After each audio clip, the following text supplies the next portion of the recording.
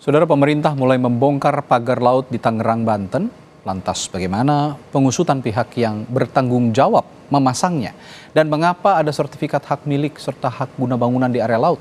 Kita akan membahasnya dengan Direktur Jenderal Pengawasan Sumber Daya Kelautan dan Perikanan dari Kementerian Kelautan dan Perikanan, Pak Pung Nugroho, dan pakar hukum kelautan Ahmad Solihin. Selamat malam, Bapak-Bapak. Selamat malam, Mas. Selamat malam, Pak Dirjen. Iya. Selamat malam. Baik. Saya ke Pak Pung dulu, Pak Pung. Proses pembongkaran hari ini bagaimana? Bisa diceritakan runutnya? Hari ini bagaimana sejauh ini, Pak Pung? Baik, terima kasih. Selamat petang, pemirsa. Jadi hari ini kami tadi dibantu dengan Angkatan Laut, TNI Angkatan Laut. Kemudian ada Pol Air, Bakamla, KPLP, dan masyarakat nelayan. Jumlahnya luar biasa, banyak sekali. Alhamdulillah. Dari 30 km sudah terbongkar berapa banyak, Pak Pung, sejauh ini? Hari ini, ya, menurut tadi kita di lapangan kurang lebih 5 kilo lah. 5 kilo ya? Terangkat. Jadi targetnya memang satu hari 5 kilo, Pak Pung ya?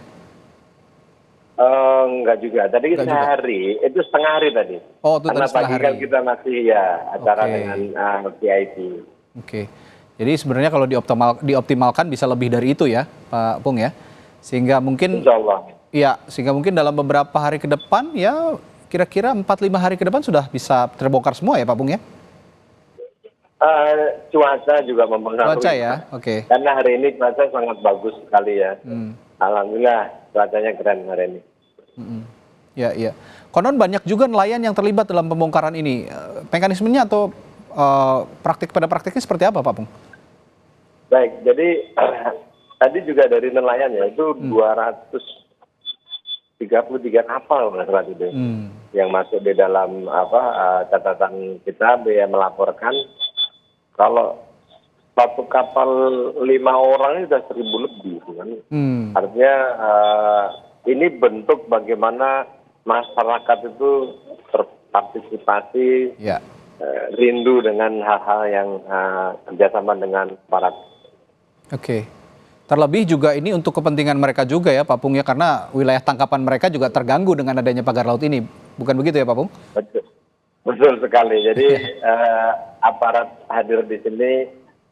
Khususnya kita membuat akses nelayan tersebut tidak terganggu dan utamanya bisa membersihkan semuanya. Oke, saya ke Pak Solihin dulu nih, Pak Solihin. Kalau sekarang sudah dibongkar, yang jadi pertanyaan selanjutnya, siapa sih sebenarnya yang memasang? Karena sampai saat ini kan masih ya boleh dibilang teka-teki yang memasang ini begitu. Nah, selayaknya tindak lanjut setelah pembongkaran bagaimana, Pak Solihin? Ya, menurut saya pembongkaran sudah baik ya dilakukan. Tapi poin berikutnya adalah masalah tadi juga saya melihat di media massa mulai bahwa Pak Menteri ATR BPN sudah mulai melakukan tindakan kepada status SHM atau HGB di dalam sertifikat tersebut. Jadi kalau misalkan memang dicabut, itu sudah pantas memang karena di dalam poinnya PP ini yang sudah ada bahwa ketika dia menyalahi aturan cacat hukum, maka ya tanpa harus menunggu 5 tahun Kementerian ATR BPN sudah bisa melakukan pencabutan atau pembatalan. Jadi memang kalau masalah pembongkaran lebih kepada akses nelayan saja saya lihat di situ. Karena mereka juga tidak punya izin. Di sisi lain kita nggak tahu karena ketika Pak Ipung mau melakukan pengenaan sanksi administratif, bingung mau dikenakan kepada siapa? Ya, itu dia. Apakah kepada yang masang atau kepada pemilik modal juga nggak tahu gitu ya. Ada yang bilang itu adalah swadaya, sehingga saya melihatnya Pak Ipung akan kesulitan di dalam mengenakan sanksi administratif di sini. Karena memang saya masih belum melihat Pak Ipung di sini unsur sanksi pidana, karena tidak ada peralihan fungsi, hanya ketiadaan perizinan berusaha dalam PPK-PRL yang pertama, terus yang kedua tidak ada alih fungsi yang signifikan. Jadi saya melihatnya baru sanksi administratif, tapi kita bingung dikenakan kepada siapa sanksi itu. Gitu. Nah, selayaknya untuk mencari jejak pemasang ini, terutama kalau dikaitkan tadi oleh kepemilikan SHGB ini juga jauh-jauh lagi lebih offside lagi lah kalau dibilang begitu. Ini kan wilayah laut tidak boleh dikuasai oleh individu ataupun perusahaan begitu. Nah, kira-kira untuk menelusurinya apa yang harus dilakukan, Pak Solihin? Menurut saya sih saya yakin bapak-bapak nelayan maupun para aparat desa di wilayah sekitar pasti tahu. Sehingga tinggal dilacak saja dari mulai nelayan, kemudian siapa yang masang, pasti kan nggak jauh dari warganya sendiri. Dari situ baru dicek lagi bahwa siapa yang memberi pembiayaan untuk pendanaan ini, baru naik lagi ke atasnya. Menurut saya sih itu harusnya sederhana ya, tidak sesusah yang sekarang gitu, karena nelayan pasti mereka juga tahu ketika melaut ada yang masang, dan ketika menurunkan barang segitu banyak bambu pasti ada yang tahu. Jadi seharusnya itu tidak menjadi misterius pagar itu. Ya, aturan hukumnya, tapi kita juga ingin tahu nih, aturan hukumnya bagaimana sih Pak Solihin? Bukankah juga MK, Mahkamah Konstitusi, di tahun 2011 yang saya ketahui, itu juga sudah menegaskan bahwa ya tidak ada penerbitan yang namanya SHGB, SHM di tengah laut. Bagaimana ini Pak Solihin? Ya, kalau kita merujuk kepada sejarah hukum, maka tahun 2000, Undang-Undang 27 tahun 2007 itu kan digugat oleh aliansi NGO. Ya. Nah, NGO dan masyarakat itu yang merasa dirugikan dengan potensi dari Undang-Undang 27 atas HP3, hak penguasaan perairan pesisir, maka mereka menggugat kepada MK.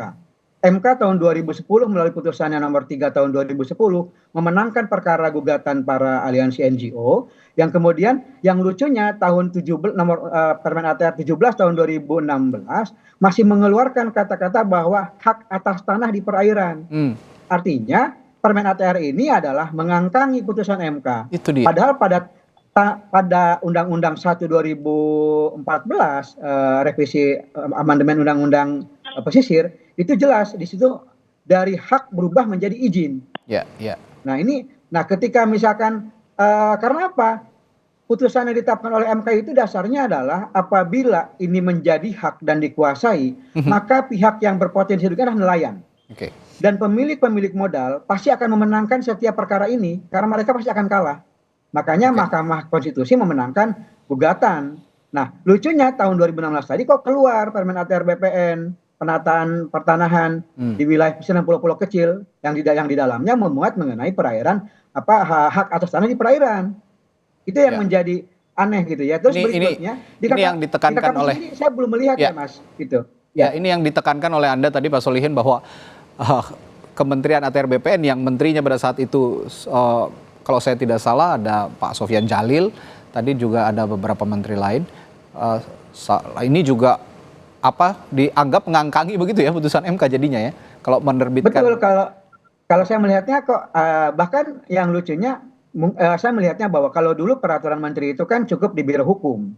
Nah, setelah Undang-Undang Cipta Kerja, itu harmonisasi kuat sekali di tingkat Sekne gitu ya, di Kemenhukam. Sehingga yang lucu kenapa Permen ATR BPN 17 tahun 2021 masih nadanya sama.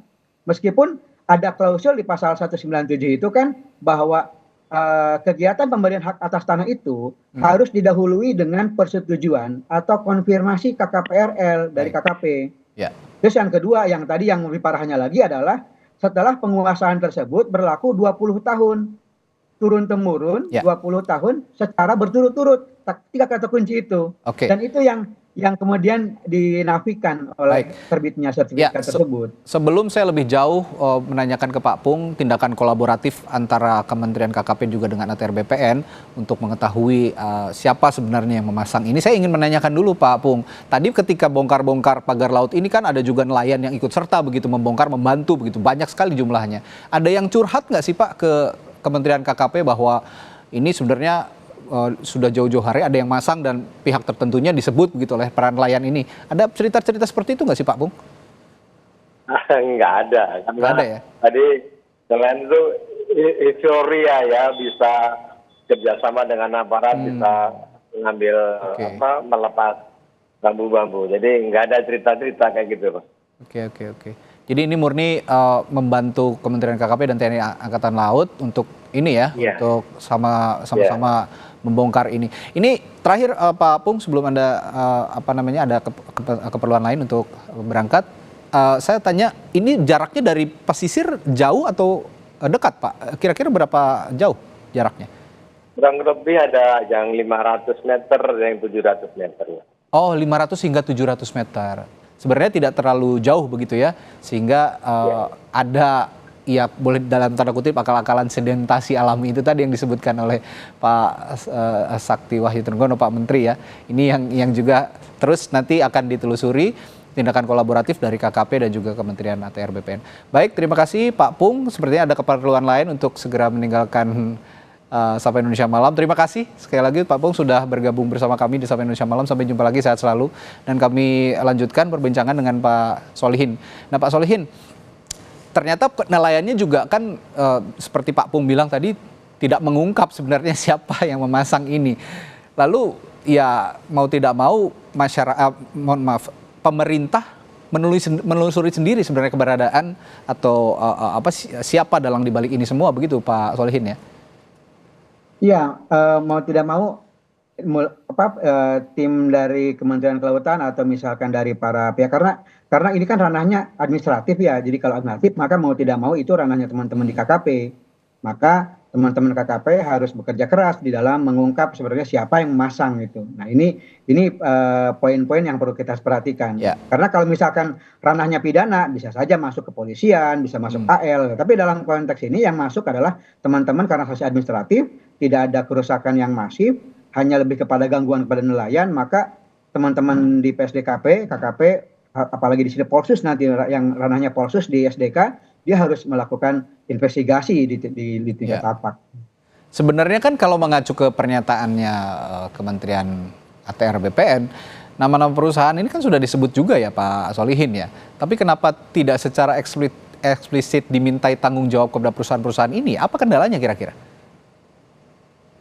Nah, ini lebih kepada kemauan saja bagi saya sih, karena ini menjadi pembicaraan juga sejak misalnya bulan Juni Juli, menguat di September, terus sekarang mulai keluar gitu ya. Jadi sebenarnya kalau saya sih ini tidak harus susah, karena intinya ketika kita memasang pagar, memasang batas wilayah, itu kan yang memasang pasti pemiliknya. Ketika kita misalkan memagari Nusantara dengan patok-patok, pasti kan negara kita yang memasang. Maka begitu juga dengan pemilik tanah, ketika dia merasa tanahnya adalah milik dia, maka dia akan memasangnya. Di situ saja asas praduganya gitu ya. Tapi kalau saya lihat sebenarnya kalau mau ya sudah, karena pasti kepala desa tahu. Jadi intinya sebenarnya tidak sulit ya untuk menelusuri nama-nama yang harusnya bertanggung jawab atas kepemilikan SHGB atau SHM atau juga pemasangan pagar laut, karena sudah disebut PT Intan Agung Makmur, PT Cahaya Inti Sentosa, yang kita bisa trace sendiri, bisa telusuri siapa pemilik dari PT-PT ini atau perusahaan-perusahaan ini, begitu ya Pak Solihin ya Pak ya. Betul. Baik Pak Solihin, terakhir kalau memang sanksi pidana juga harus diterapkan, karena ada pidana tata ruang kelautan juga yang harus ditempuh jika memang ada pelanggaran hukum begitu atau pelanggaran pidana. Koordinasinya dengan kepolisian akan sulit atau sebenarnya akan mudah-mudah saja? Di teman-teman KKP kan sebenarnya sudah ada forum tindak pidana perikanan. Memang meskipun sekarang ranah pelanggaran ruang laut menjadi rejim hukum baru, karena kan, tapi yang jelas bagi saya itu bukan perkara yang susah. Apalagi sebenarnya saya masih belum masuk ke arah pidana ya, karena tingkat kalau kita membaca Undang-Undang Cipta Kerja dari mulai 11 2020 dan Undang-Undang 6 2023 itu masih ranahnya administratif, Mas. Baik, terima kasih pakar hukum kelautan Ahmad Solihin telah berbagi informasi dan perspektifnya di Sapa Indonesia Malam kali ini. Sehat selalu, sampai jumpa lagi Pak.